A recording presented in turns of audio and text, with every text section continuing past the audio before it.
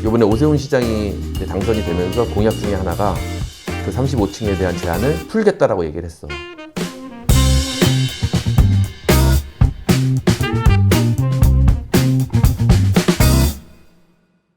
자, 오늘은 우리 어쨌든 뭐 부동산에 대해서 얘기를 좀 시작했으니까 좀 기초적인 이야기를 하나 정도 해주면 좋을 것 같아.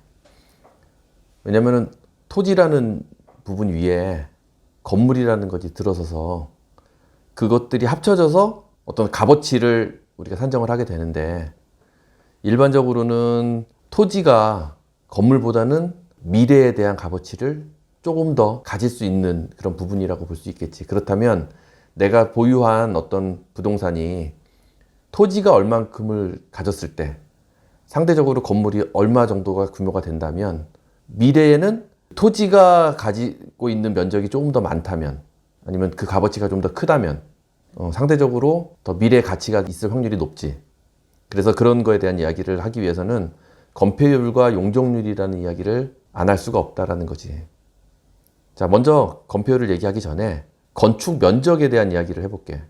건축 면적은 우리가 흔히 알고 있는 땅 위에 건물이 들어섰을 때 그 건물의 외벽을 중심으로 그 테두리를 다 둘러서 면적이 나오게 될 거야. 그 부분을 건축 면적이라고 한다고. 그리고 이 건축 면적은 일반적으로 지표면에서 1m 이하로 있는 부분은 건축 면적으로 산정하지 않아. 예를 들면 뭐 보행 통로라든지 지하 주차장 진출입을 위한 경사로라든지 이런 것들은 건축 면적에 들어가지 않는다라는 거지. 그러면 이제 대지 면적이라는 걸 또 보자고. 대지 면적은 조금 전에 얘기했던 우리가 하늘에서 땅을 딱 이렇게 내려다 봤을 때 전체의 넓이를 얘기하지. 이 면적도 때로는 이렇게 좀 예외가 되는 경우가 있긴 하지만 우린 일반적인 걸 얘기를 하자고. 자, 여기에서 연면적이라는 게 있어. 이 연면적은 지상도 포함하고 지하랑 주차장 시설까지도 모두 포함한 이런 것들이 연면적이야. 만약에 지하 1층, 2층의 바닥 면적이 300제곱미터고 지상 1층부터 4층까지 4개 층이 각각이 200제곱미터라고 하면 300제곱미터 곱하기 2 더하기 200제곱미터 곱하기 4, 그럼 얼마가 되지? 600에다가 800을 더하면 1400제곱미터.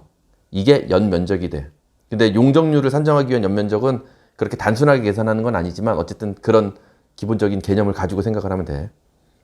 이런 대지 면적과 연면적을 가지고 우리는 이제 건폐율을 계산을 하게 돼. 대지 면적에서 건축 면적이 차지하는 비율을 이제 건폐율이라고 얘기를 한다는 거지. 그러면은 건폐율도 법적으로 정해져 있어. 어떻게 정해져 있냐면 토지의 용도와 지역에 따라서 이제 20에서부터 90%까지 다양하게 뭐 상업지구냐, 준주거지구냐, 뭐 주거지구냐, 뭐 이런 것들이 많이 있지만 우리 뭐 일반적으로 주거지역에 대해서만 좀 얘기를 하자면 1종 일반 주거지역과 2종 일반 주거지역은 건폐율이 60%, 그 다음에 3종 일반 주거지역은 건폐율을 50% 미만으로 짓게끔 되어 있어. 건폐율이 높다는 것은 우리가 바닥 면적을 좀 더 많이 사용할 수 있다는 것이고, 자, 예를 들어서 1종 일반 주거지역 같은 경우에는 건폐율이 최대 60%이기 때문에 만약에 750제곱미터의 대지 면적을 가지고 있다면 약 450제곱미터만큼 건축이 가능하다는 거야.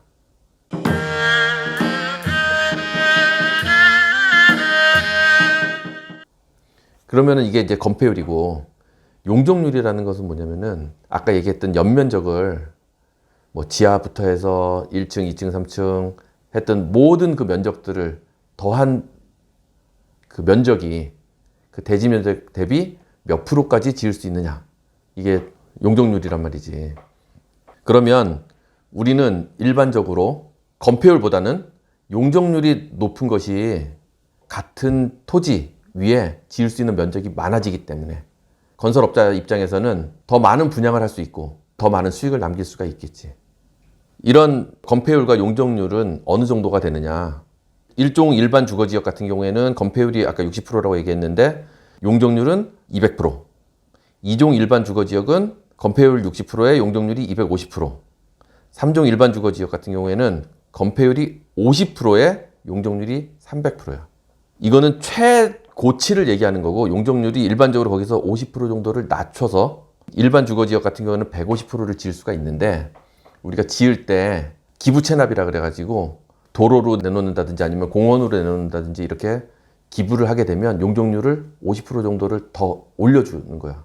그래서 1종 일반 주거지역이 200%까지 가능하고 2종이 250%, 3종이 300%까지 가능해. 그래서 우리가 시중에 있는 아파트들을 보면 실제로 300%까지 지어진 게 거의 없지. 보통은 250%까지는 지을 수 있으니까 그 미만에서 이루어지는 경우가 대부분이고 때로는 270%, 280%뭐 이렇게 지은 데들이 있다면 기부 체납을 한 면적들이 어느 정도 있다라는 거지. 그러면 실제로 건설업자나 아니면은 토지주들 입장에서 그 건축을 할 때 지자체나 이런 데와 어느 정도 협약을 통해서 서로에게 이득되는 그 절충점을 찾아서 건축을 했겠지. 만약에 지금 어디에서 아파트라든지 주택이라든지 빌라라든지 이런 거를 구매를 한다고 가정을 해보자고.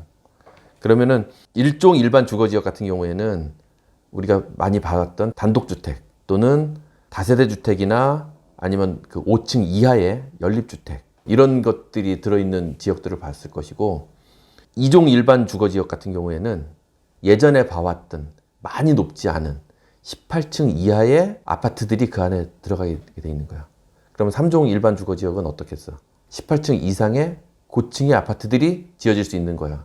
그런데 지금 현재는 박원순 시장이 서울 시내의 모든 건축물들을 주거지역에서 35층 이하로 규제를 해놓고 있지. 이번에 오세훈 시장이 이제 당선이 되면서 공약 중에 하나가 그 35층에 대한 제한을 풀겠다라고 얘기를 했어. 그러면은 35층 제한을 풀면 한강변에 더 높은 50층, 60층 뭐 이런 아파트들이 이제 들어설 수 있게 되는 거지. 그렇지만 그게 무한정 높이 지을 수 있는 것이 아니라 제한돼 있는 용적률 내에서 짓기 때문에 그러면 어떻게 돼? 건폐율은 더 작아지겠지. 그러면 더 높고 더 주변에 공원이라든지 공용 공간들이 더 넓어질 거야. 그러면 더 쾌적한 공간이 생기는 거지. 그런 장점이 있어. 대신 거기에서 우리가 놓치지 말아야 될 단점이 무엇이 있느냐면은 건물을 높이 지을 때 뭐 1층 지을 거를 2층 짓는 거야 뭐 큰 차이가 없다 우리 이렇게 생각하지만 한 30층짜리가 50층이 되고 이럴 때는 그 건설비는 기하급수적으로 늘어난다는 거야. 왜냐면은 막 30층까지 이제 올라간 아파트에서 꼭대기 올라갔는데 봤더니 못이 하나가 없네. 그 못을 하나 다시 가지고 올라가야 되는 거지.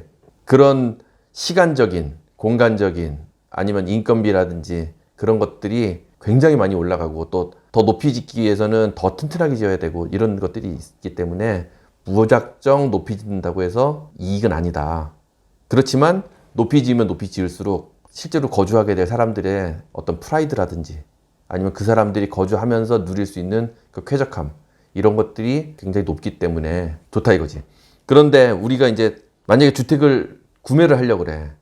그러면은 그 2종 일반 주거지역이 지금 현재는 집들이 더 낮았기 때문에 이 정도밖에 지을 수가 없고 또 3종 주거지역은 더 높이 지을 수 있으니까 여기가 더 효율이 좋네요. 그래서 이쪽을 가서 우리가 구매를 하면 좋겠다. 사람들이 이렇게 생각을 할 수 있어. 근데 그건 무조건 그렇게만 생각할 수 있는 것이 아니라 이미 3종 주거지역이 돼 있는 곳은 벌써 그 용적률을 대부분 찾아 먹었겠지. 그래서 재건축이나 이런 것들이 어려운 지역이 돼 있다라는 거지. 근데 1종 주거지역이나 2종 일반 주거지역 뭐 이런 곳들은 앞으로 어떤 변화가 더 생겨서 종상향이 되면서 더 좋은 효율을 낼 수도 있고 이제 그런 것들을 우리가 바라보는 것들이 재개발이나 재건축이라는 거지. 그래서 우리가 뭐 절대적으로 어떤 주거지역이 더 좋다 이렇게 생각할 수만은 없는 것이고 판단은 투자자들의 몫이 되겠지.